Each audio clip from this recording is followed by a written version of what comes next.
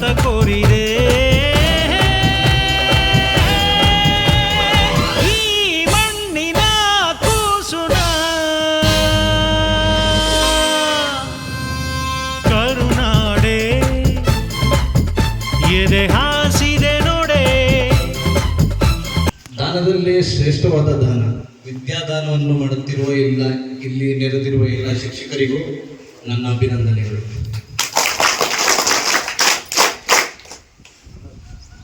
ಮಕ್ಕಳಿಗೆ ಹೇಳೋದೇನೆಂದರೆ, ಈ ದಾನವನ್ನು ಮಾಡೋರು ಸಿಗ್ತಾರೆ, ಅದನ್ನು ಸದುಪಯೋಗ ಪಡಿಸಿಕೊಂಡು ಒಳ್ಳೆ ರೀತಿಯಲ್ಲಿ ಇದನ್ನು ಮಾಡಿದವರಿಗೆ ಮತ್ತು ನಿಮ್ಮ ತಂದೆ ತಾಯಿಗೆ ಒಳ್ಳೆಯ ಹೆಸರನ್ನು ತಂದು ಕೊಡೋದೆ ನಿಮ್ಮ ಜವಾಬ್ದಾರಿ.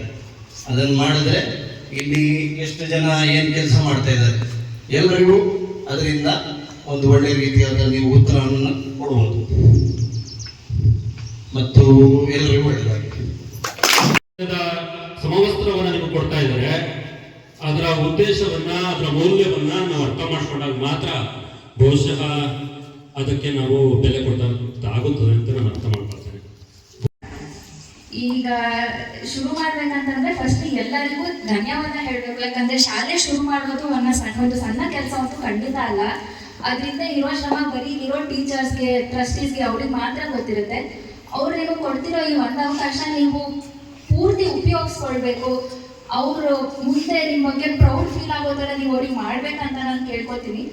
ಮತ್ತೆ ಕೊನೆಯದಾಗಿ ಏನಂದ್ರೆ ಇಲ್ಲಿರೋ ಪ್ರತಿಯೊಂದು ಸ್ಟೂಡೆಂಟ್ಸ್ಗೂ ಒಂದು ಕನಸು ಅನ್ನೋದು ನಿಮ್ಗೆ ಇರಲೇಬೇಕು. ಆ ಕನಸನ್ನ ನನಸು ಮಾಡ್ಕೊಳ್ಳೋ ದಾರಿಯಲ್ಲಂತೂ ನೀವು ನಡಿಲೇಬೇಕು. ಅದು ಬಿಟ್ಟು ಇನ್ನೆಲ್ಲೂ ಆಚೆ ಈಚೆ ಹೋಗಬೇಡಿ ಅಂತ ನಾನೊಂದು ಅಡ್ವೈಸ್ ಮಾಡ್ತೀನಿ ಅಷ್ಟೇ. Thank you.